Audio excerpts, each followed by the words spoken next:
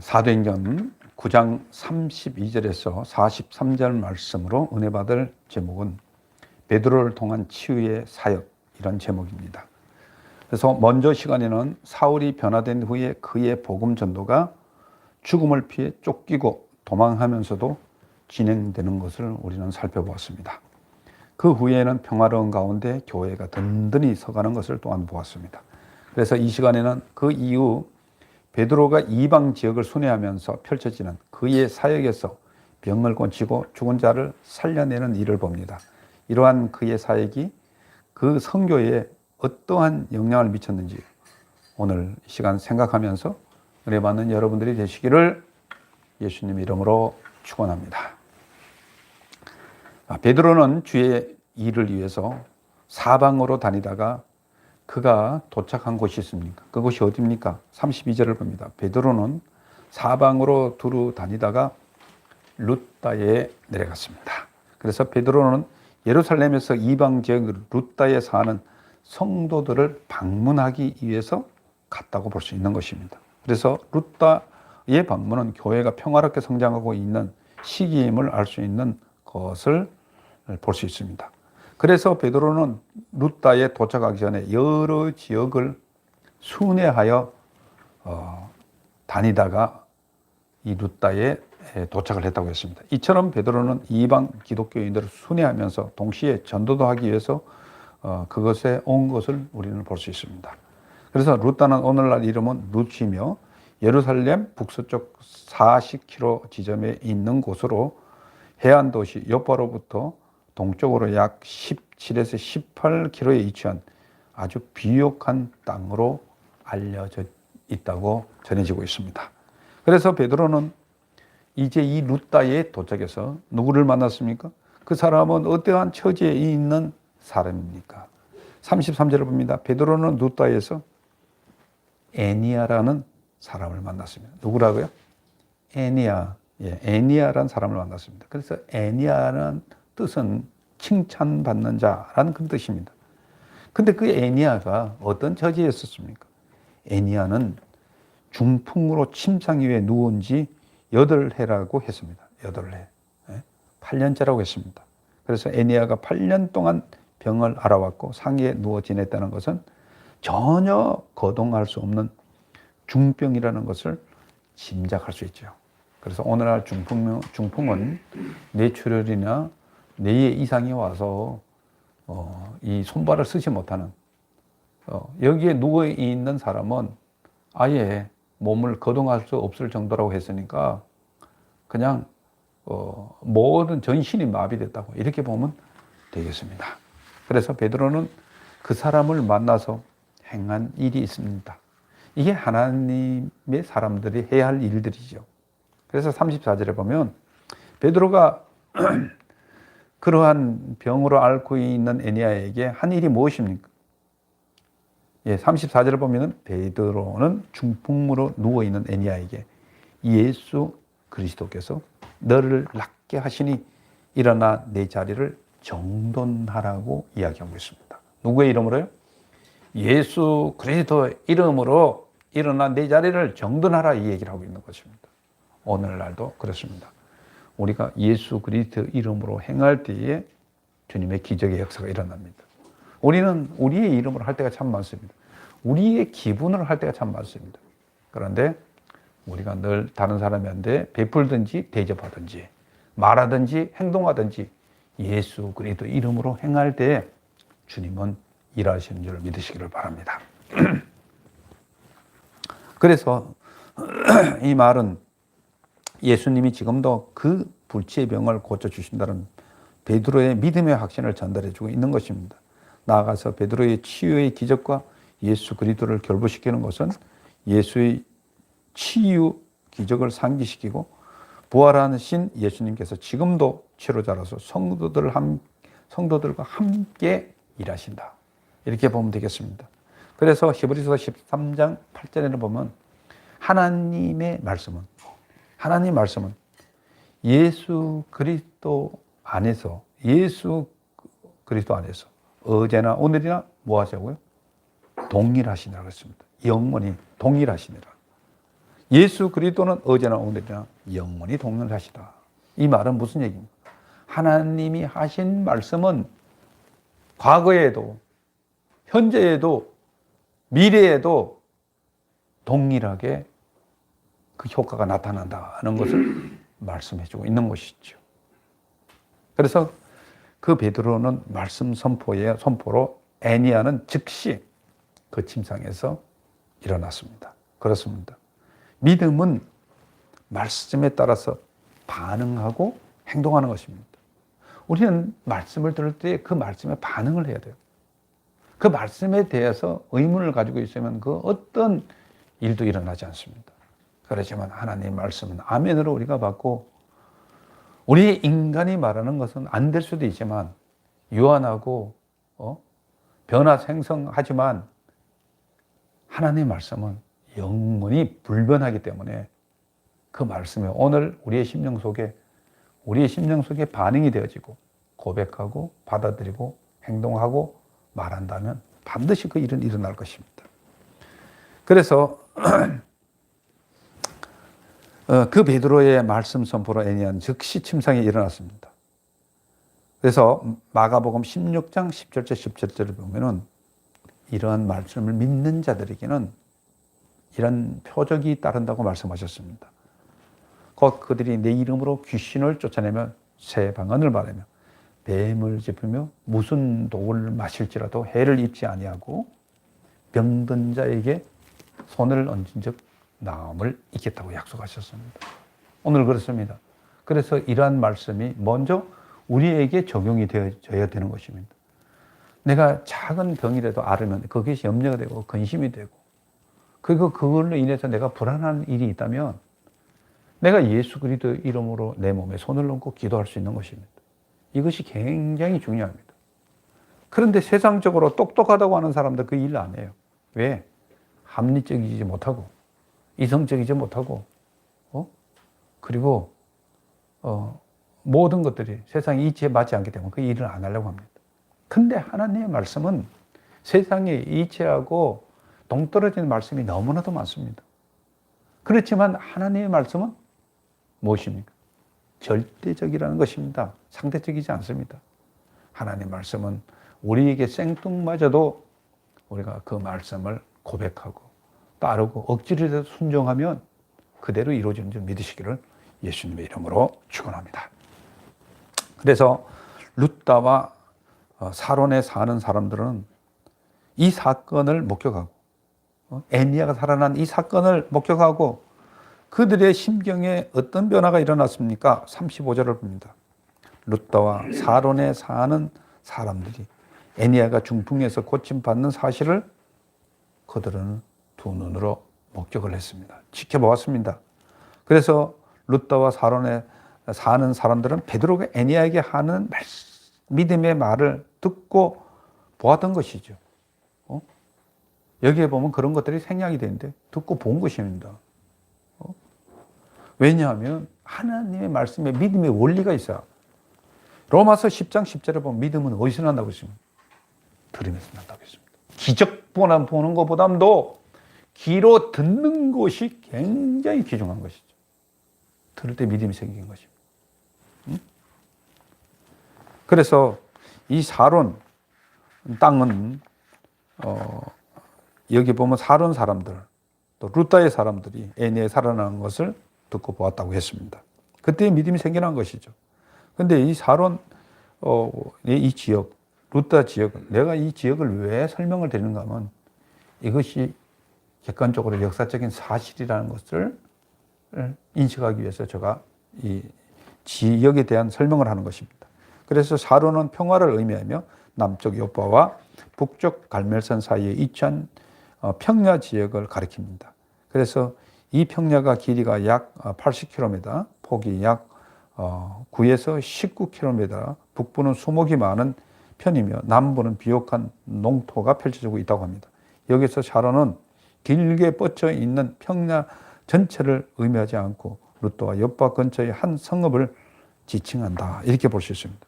그래서 이곳 룻다와 사론 사람들이 베드로의 치유 사실에서 나타나는 말씀과 실제를 그들은 목격했다고 얘기하고 있습니다. 그래서 이 사람들은 그 말씀을 듣고 병나음을 보고 어떻게 했다고 했습니까? 주께로 돌아왔다고 했습니다. 다시 말해서 이곳 사람들이 예수를 믿었다는 것입니다. 이렇게 치유의 사건은 이곳 사람들이 예수 믿는데 상당한 영향력을 미쳤다고 볼 수 있습니다. 따라서 병고침의 기적은 초대교회 확장에 매우 중요한 기능을 했다고 우리가 볼 수 있습니다. 그렇습니다. 이 복음은요, 바로 예수 그리스도입니다. 이 복음은 예수님이 그리스도가 되셨다. 예수님이 이 땅에 오셔서 그리스도가 되었단 말이에요. 그리스도라는 말은 기름 부음을 받는 자, 이런 뜻이 있습니다. 그래서 구약 시대에 기름 부음 받는 자는 어떤 자들입니까? 하나님이 세우는 제사장, 하나님이 세우는 왕, 하나님이 세우는 선지자인 것입니다. 그래서 예수님은 진정한 이 땅에 진리를 말할 수 있는 선지자로 오셨고, 예수님은 진정 이 땅에, 이 세상에 왕으로 오셨다는 것이죠. 진정한 왕으로 군림하기 위해서 오셨다는 것입니다. 그런데 더 중요한 것은 예수님은 이 땅에 제사장으로 오셨다는 것입니다. 다시 말해서 그 제사장이 제사장과 함께 제물이 되기 위해서 이 땅에 오셨다는 것입니다. 그분이 우리의 죄를 위하여서 십자가에서 우리의 죄의 제물이 되셨다는 것입니다. 죽으심으로 말미암아서. 이게 그리스도의 의미입니다. 그러니까 주님이 오셔서 이 땅에서 일어나는 모든 일에 해결자가 되시고 해결의 종결자가 되셨다. 이는 뜻이 바로 예수는 그리스도다.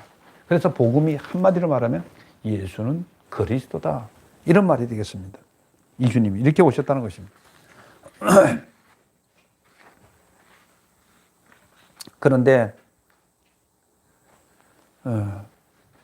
욥바에 또한 어떤 사람이 있었다고 얘기하고 있습니다. 먼저는 어디에서 이런 일이 있었습니까? 룻다에서 있었는데 이번에는 욥바에 어떤 일이 있었습니까? 36절을 봅니다. 욥바에는 다비다라고 하는 여제자가 있었다고 했습니다. 그래서 욥바는 예루살렘에서부터 서북쪽으로 약 55km 떨어진 거리에 위치한 해안 도시로서 현재는 아파라고 불리는 도시라고 합니다. 그래서 이 욥바는 베드로가 애니야를 만났던 룻다와의 거리는 약 18km 정도 떨어진 것으로 알려져 있으며 당시는 수리아의 통치 아래 있었다고 합니다. 여기에 다비다라는 여제자는 히브리 이름을 사용한 것으로 보아서 그녀는 어디 사람인지 짐작이 됩니까? 유대인이었다. 이렇게 할 수 있습니다. 또 그녀의 다른 이름은 뭐였습니까? 도르가라고 불립니다. 도르가, 헬라식 이름이 도르가로 번역되어 있는 것입니다. 따라서 이 여인은 그 도시에 아주 잘 알려진 사람인 것을 또 알 수 있습니다. 그녀는 선행과 구제하는 일이 심히 많았다고 했습니다. 따라서 그녀가 선행과 구제하는 일에 앞장선 것으로 보아 그녀가 부자일 가능성이 있으며 39절의 내용을 보아 그녀가 또한 과부일 가능성도 있다. 이렇게 말씀을 드릴 수 있습니다. 그래서 욥바에 사는 다비다에게 또 어떤 문제가 있었습니까? 37절을 봅니다. 그런데 그 여제자가 병이 들어서 죽었다는 것입니다. 병이 들어 죽었습니다. 그래서 사람들이 그 시체를 씻어 다락에 누였다고 했습니다. 지금 우리식으로 말하면 사람이 죽으면 시체를 씻고 간에다 넣는 일들이 있죠. 그걸 뭐라고 합니까? 염이라고 그러지 않습니까? 염하기 직전입니다. 그래서 이 말은 다비다를 유대인의 장례 절차에 따라서 처리한 것으로 보입니다. 그러나 오늘 본문은 다비다가 완전히 죽었다는 것들을 보여주는 것으로 다비다의 완전한 또한 소생을 염두에 둔 것으로 보입니다. 한편 그 시체를 다르게 누웠다는 것은 정말 구약의 예식에 따라서 행한 것 같아요. 열왕기상 17장 17절에 24절에 보면 엘리야가 사르밧 가부의 아들을 살렸던 것하고 아주 비슷한 걸 우리가 볼 수 있습니다.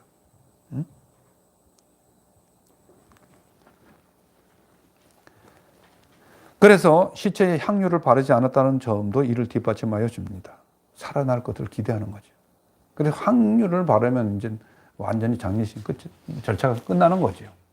향유를 바르지 않았다는 것입니다. 누군가가 살릴 수 있을 것이다. 그런데 이런 일들을 행한 거 보면은 이 사람들이 예수를 믿었을 뿐만 아니라 누군가가 와서 정말 아마 이곳을 베드로가 지나간다는 소리를 들었기 때문에 그분을 만나면 뭔가 일이 일어나지 않을까 하는 그런 기대가 있었다는 것도 알 수 있는 그런 대목입니다. 그래서 38절에서 언급됐듯이 즉시 베드로를 부리기 위해서 사람들을 보낸 것은 그들이 다비다를 다시 살려낼 수 있으리라는 믿음이 있었기 때문입니다. 그래서 다비다가 선행을 많이 하여 주위의 사람들의 존경을 받았다는 점에서 주위 사람들은 무슨 수를 써서라도 살려보려고 애썼을 것입니다. 이러한 의도가 어디에 있었다고 봅니까? 응? 이 사람들은 이 다비다가 주위의 사람들에게 너무나도 아름다운 영향력을 많이 끼친 것입니다. 많은 주위 사람들에게 감동을 준 것입니다. 어쩌면 우리도 이런 사람이 돼야 돼요. 너무 안타까워. 저 사람이 죽었다니 너무나도 안타까워. 잘 죽었어. 이런 소리를 들으면 안 되는 것입니다. 그렇죠? 그래서 그 사람을 이용하여서 사람을 보내고 지켜보고 기다리고 하는 거 보면 이 사람이 얼마나 생전에 좋은 일을 많이 했는지, 많은 아픈 사람의 눈물을 닦아줬는지를 알 수가 있습니다. 어려운 사람들과 함께 했는지 그런 것을 알 수 있어요. 그래서 우리는 어디 있든지 간에 가장 인생을 성공적으로 살기 위해서 있는 사람들은 다른 사람들에게 감동을 주는 것입니다. 가정에서도 감동을 줄 수 있는 사람이 되어야 되고 사회에서 감동을 줄 수 있는 사람들이 되어야 되는 것입니다. 이럴 때 주위가 변합니다. 주변이 변한다는 것을 알 수 있어요. 우리는 교육으로 잘 변화되지 않습니다. 교육은 억진 그런 강제적인 질서는 줄지 모르지만 그 사람을 변화시킬 수 없어요. 근데 맨날 보면 가정에서 무슨 교육이다, 뭐다, 애들은 그때부터 잡아야 된다. 여기서부터 문제가 생긴다고. 왜 애들을 잡습니까? 우리 부부가 잘 살면 돼요. 감동을 줄 수 있으면 돼요. 엄마가 나를 이렇게 사랑하는구나. 아빠가 나를 이렇게 사랑하는구나. 저 사람이 나를 참 생각하는구나. 이거 들으면요, 애들이 잘못되지 않습니다. 굉장히 중요합니다.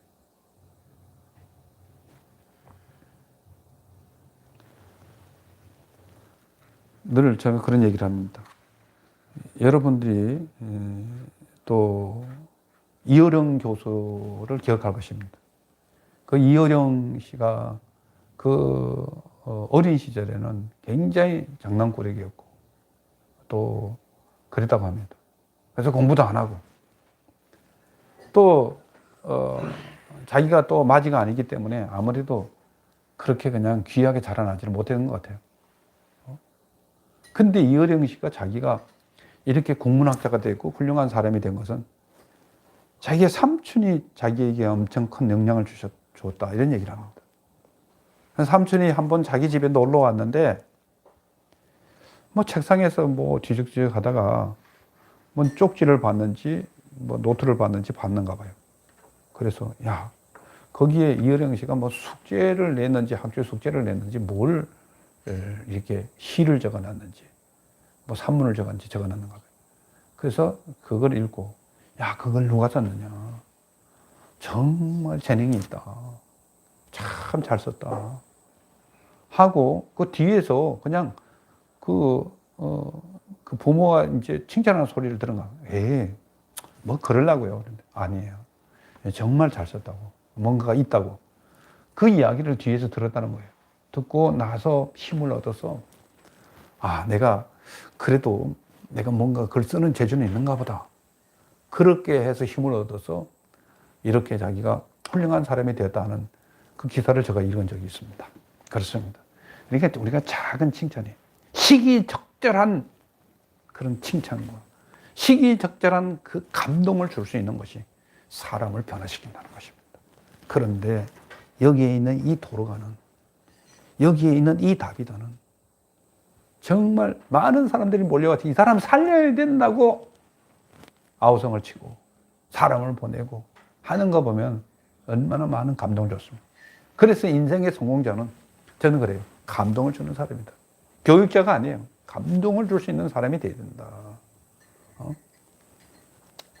그래서 눈물이 날 정도로 감동을 준다면 얼마나 좋겠습니까? 이것이 굉장히 좋은 것이다. 그래서 욥바에 사는 다비다에게 어떠한 문제가 있었습니까? 그 다비다가 병이 들어 죽었다는 것을 말씀드렸습니다. 또 그 시체를 씻어 다락에 누웠다고 얘기하고 있습니다. 그래서 다비다의 문제를 욥바의 제자들은 이 사실을 누구에게 알립니까? 38절을 봅니다. 욥바에 있는 사람들은 베드로가 룻다에 있음을 들어서 알고 있었다고 했습니다. 소문을 들었어요. 그래서 그곳에 이 욥바에서 두 사람을 보내어 베드로에게 지체 말고 와달라고 강청을 하는 것입니다. 그래서 이 두 사람은 예수 믿는 사람일 가능성이 높습니다. 36절에 여제자라는 말을 볼 때 욥바에 기독교인이 있었을 가능성이 높습니다. 그래서 8장 40절에 사도행전 8장 40절에 언급된 빌립의 전도 여행의 영향을 받았거나 아니면 사도행전 2장에 오순절 마가의 다락방에서 언급된 바처럼 오순절 사건을 목격했던 사람들일 가능성도 높다고 볼 수 있습니다. 그래서 이 두 사람이 지체하지 말고 긴급히 와달라고 하는 고 간청을 한 것입니다. 그래서 오셔서 기도를 해 주시든지 무슨 수를 쓰든지 당신이 오면 이 사람이 살아날 수도 있습니다. 이야기라는 거. 그러니까 상당히 믿음이 있었던 것들을 우리가 볼 수 있습니다. 왜요? 죽은 사람이 살아날 것이라는 그런 믿음을 가지고 있었기 때문에. 구약 시대 때도 보면은 죽은 자를 일으킨 일이 있습니다. 여러분들이 잘 아는 엘리야도 죽은 자를 살렸습니다. 또한 그 뒤에 있는 제자 누굽니까? 엘리사도 죽은 자를 살리셨습니다. 사렙다 과부의 아들을 살리잖아요. 그런 것을 우리가 볼 수 있습니다. 그래서 베드로가 일어나 두 사람과 일어나 욥바에 왔을 때 제자들이 베드로를 어디로 인도하고 있었습니까? 그리고 그곳의 분위기는 어땠습니까? 39절을 봅니다. 그래서 베드로는 룻다에서 그 두 사람과 함께 욥바에 도착했습니다. 그 두 사람이 베드로를 데리고 어디로 올라갔습니까? 시체를 누이는 다락에 올라갔습니다. 그래서 다락방에는 모인 모든 과부가 죽은 다비다 도로가 옆에서 서서 울고 있었습니다. 그래서 이 여인은 다비다의 죽음을 애통해하며 여인들은 애통해하며 울고 있는 것입니다. 이들은 평소 다비다로부터 도움을 많이 받았던 과부일 가능성이 높습니다. 그렇지만 다비다도 과부였다는 가정과 함께 평소에 함께 지냈던 또한 친구였을 것이라고도 그렇게 가정을 합니다. 그런데 오늘 문맥상에 보면 구제한 일이 강조되었다는 점에서 그 당시 과부들이 구제의 대상에 속했다는 점에서 여기에서 과부들은 다비다로부터 적지 않은 도움을 받았을 가능성이 많습니다. 같은 과부인데도 불구하고 많은 도움을 줬습니다. 그리고 그녀가 지은 속옷과 겉옷을 다 누구에게 내보였습니까? 베드로에게 내보였습니다. 이것은 다비다가 구제 활동을 하기 위해서 봉제 사업을 했음을 보여주는 것이죠. 또한 다비다가 부요함을 말하기 위해 과부들은 그의 옷을 보여준 것이라고도 추측을 합니다. 그런데 다비다가 생전에 입던 옷을 보며 그를 추모하고 울었다는 것도 생각해 볼 수 있습니다. 제가 볼 때는 세 번째가 맞을 것 같아요. 그의 옷을 내보이면서 그를 추억하면서 울었을 가능성이 높습니다. 그러나 과부들이 다비다로부터 도움을 받았던 사람들이라면 평소에 다비다가 그 과부들을 위해서 만들어 주었던 옷을 베드로에게 또한 보여주며 그 은혜를 기억하고 울었을 것이라는 생각도 또한 해볼 수가 있는 것입니다. 그때 베드로가 행한 일은 무엇이었습니까? 40절을 봅니다. 베드로는 그곳에 모인 사람들을 다 어디를 밖으로 보냈어요. 방 밖으로 다 내보냈습니다. 밖으로. 그래서 사람들을 내보내는 행위는 예수님의 야이로의 딸을 살릴 당시 예수님으로부터 배운 대로 행했다고도 우리가 볼 수 있어요. 그래서 여기서 34절에서 베드로가 에니야를 고칠 때 언급한 예수의 이름에 대한 언급이 없습니다. 특히 다비다의 일어나는 말을 아람어로 번역할 경우 야이로의 딸에게 예수가 했던 말과 달리다꿈 소녀에 일어나라 하는 것하고 일치할 수 있는 것을 볼 수 있습니다. 그때 예수 그리스도 이름이 안 들었다. 누가가 이거를 갖다가 빼뜨려 먹을 수도 있습니다. 예수님이 하는 일에는 늘 예수 그리스도 이름이 들어가는 것입니다. 그렇게 보았습니다. 그리고 그는 베드로는 무릎을 꿇고 기도했습니다. 한편 무릎을 꿇고 기도했다는 것은 예수님의 행위와 닮지 않았다고 봅니다. 그렇죠. 예수님 무릎 꿇고 아니 예수님이 뭐 무릎 꿇고 기도할 필요는 없죠. 그러니까 예수님이 하고 베드로는 차이가 있는 거죠. 베드로는 피조물이잖아요. 예수님은 조물주잖아요. 이 천지 창조를 할 때 같이 함께 하셨다고 말씀. 삼위일체로 계신 분이기 때문에 무릎을 꿇을 필요는 없죠. 그리고 베드로는 기도한 후에 죽은 여인을 향해서 말했습니다. 뭐라고 얘기했습니까? 다비다야 일어나라. 다비다의 다른 이름은 뭐라고요? 도로가잖아요. 도로가. 그래서 베드로의 치유 방법은 예수님이 행하신 표적과 같습니다. 그럴 때 그 일어나는 말을 듣고 이 다비다는 눈을 뜨고 베드로를 보고서 일어났습니다. 그리고 베드로가 취한 행동은 무엇입니까? 41절을 봅니다. 베드로는 일어나 앉은 여인의 손을 내밀었습니다. 베드로가 깨어난 다비다를 일으키는 모습 역시 정말 예수님의 야이로의 딸을 살려준 모습하고 아주 비슷하죠. 그래서 베드로는 예수의 이름과 권위로 병을 고치면서 자신의 행위 속에서 예수의 능력이 함께 나타남을 보여주고 있는 것입니다. 믿는 자들에게 이런 표적이 일어나려니 오늘날도 그렇습니다. 그래서 우리가 늘 이렇게 확신이 있는 믿음을 가져야 되는 것입니다. 어떤 사람들은 성경을 읽을 때에 소리 내서 읽습니다. 왜? 내가 읽는 것을 자기 귀에 들려주기 위해서 그런 것이죠. 이건 굉장히 우리가 중요한 것이죠. 그래서 어디에든지 하나님의 말씀은 내 귀에 들리게 해야 돼요. 그럴 때 우리가 또 확신의 가운데 거할 수 있습니다. 하나님의 말씀. 그래서 유대인들은 성경을 읽을 때 소리 내서 큰 소리 내서 읽습니다. 그래서 자기 말이 자기 귀에 계속 들리게 하는 것입니다. 이거 굉장히 중요하죠. 그래서 말씀을 우리가 암송하고 또 말씀을 주장하고 고백하고 계속적으로 반복할 때에 이 일이 일어나는 것이죠. 그리고 성도들과 가부들을 방으로 불러들여 그녀가 살아난 것을 보여주셨습니다.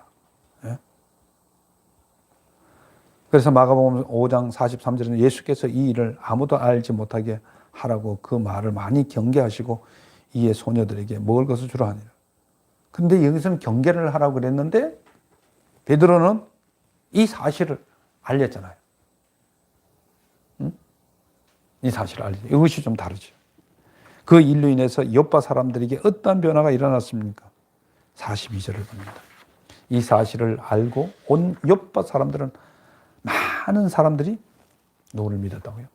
예수를 믿었다고 했습니다.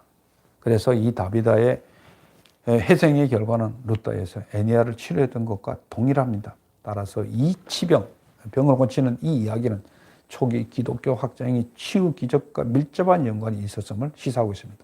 그래서 아프리카, 아시아 선교대에서 의로 선교가 공헌한 것도 이와 같은 맥락에서 이루어졌다고 우리가 볼 수 있어요. 그래서 선교하기에 가장 좋은 직업이 의사인 것 같아요. 어디 가서 병을 고쳐주죠. 굉장히 좋은 것 같아요.